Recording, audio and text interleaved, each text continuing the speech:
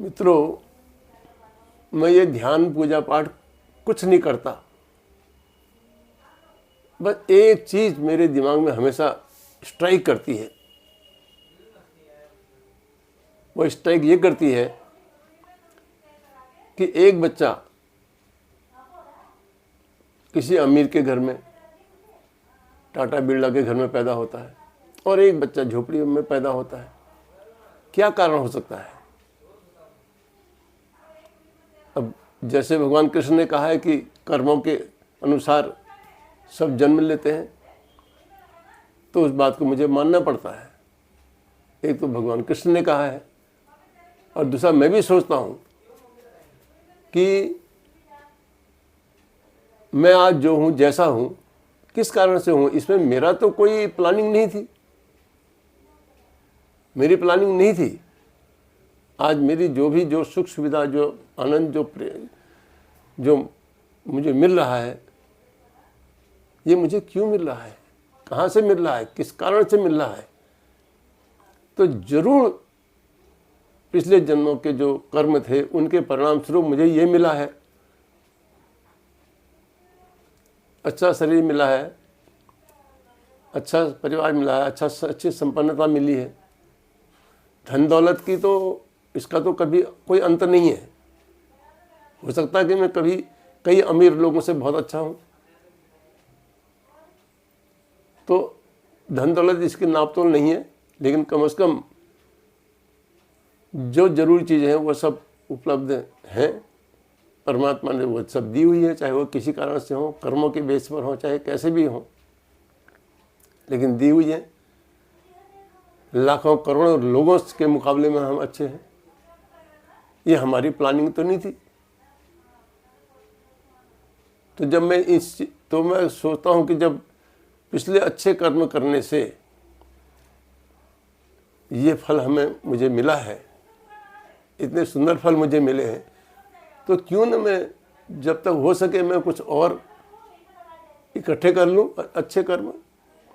और वो अच्छे कर्म, मुझे यही लगता है कि जब हम ध्यान और इस तरह की जो बातें करते हैं, जो काम कर रहे हैं, शायद यही हमारा कलेक्शन है जो हमारे साथ जाता है। क्योंकि ये तो सब जानते हैं, सद्गुरुओं का भी कहना है कि धन दौलत, जो ये सब चीज़ें हमारे साथ नहीं जाती हैं, हमारे कर्म हमारे साथ जाते हैं। तो इनको क्यों न बढ़ाया जाए? खाली हाथ पर हाथ रख के बैठने से भी क्या फायदा? अगला जन्म और अच्छा क्यों नहीं बनाया जाए? तो इसलिए मैं अभी भी, इस समय भी मैं इस राह पर हूं और मैं चाहता हूं कि मैं अंत तक इस राह पर रहूं। बेशक मैं बहुत तेजी से इस पर जाने का प्रयास नहीं कर रहा हूं, लेकिन मैं इसकी याद, इसका ख्याल मुझे हर समय बना रहता है कि मैं यूं ही आया और यूं ही चला गया। इस सिद्धांत को मैं नहीं पकड़ना चाहता।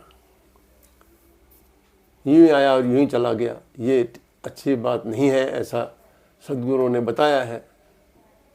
कुछ कलेक्शन करके जाना चाहिए, जाना तो है, लेकिन कलेक्शन करके जाना चाहिए। तो कलेक्शन का प्रयास है, नई नई विधि का खोज है, रिसर्च है, चाबी की खोज है, कि वो चाबी अभी तक मुझे नहीं मिली है। मैं उसको खोजने की कोशिश कर रहा हूँ, और हो सकता है कि खोजते खोजते मैं समाधि तक ही पहुँच जाऊँ। इस जन्म में नहीं, अगले जन्म में मुझे जल्दी नहीं है, बिल्कुल कोई जल्दी नहीं है किसी तरह की। जो रास्ते में जो अनुभव घटे हैं उनमें जो आनंद है, हो सकता है कि वो समाधि में पहुंचने पर आनंद ना हो। ऐसा कहते हैं कि समाधि में वो आनंद नहीं है जो साधना में आनंद है। तो ये विचार है मेरा। इस विचार के कारण मैं इस दिशा में चल रहा हूँ। मेरी 76 साल की उम्र है, पर मैं इस मामले में बुढ़ा नहीं हुआ हूँ। मैं वृद्ध अपने आप को मानता ही नहीं हूँ। शरीर वृद्ध हो सकता है, हो रहा है तो हो रहा है, लेकिन ये भी इतना वृद्ध नहीं है अभी कि मैं कुछ खोज नहीं सकूं। खोजने के लिए अभी मैं बिल्कुल वृद्ध नहीं हूं। खोज अभी जारी है और ये जारी रहेगी जब तक परमात्मा की इच्छा है, गुरुजनों की इच्छा है। तो खोज मतलब जो सिख है, जो हमको सिख होने की जरूरत है। सिख मतलब जो सीखने को तत्पर है। खोजी होना, सिख होना जो है बहुत अच्छी बात है, और वही आदमी खोज भी कर सकता है। धन्यवाद।